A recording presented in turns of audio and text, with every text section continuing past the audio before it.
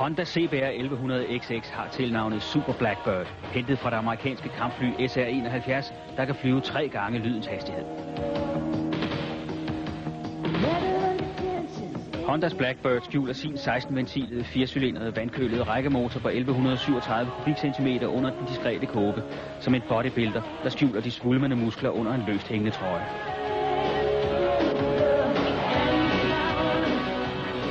Marksydelsen på 164 hestekræfter gjorde ved introduktionen tidligere på året sportstouringmaskinen Honda Blackbird til verdens stærkeste serieproducerede motorcykel. Den kraftige motor og den meget lave vindmodstand skulle kunne gøre den til den motorcykel, der kan nå de 300 km/t. Køreklars reporter Chris Hummelshøj har sat sig for at undersøge, om det kan passe. Lige inden grænsen monteres et lille kamera op på tanken, og det indstilles, så det kan registrere speedometer og omdrejningstæller under testkørslen på den tyske autobahn.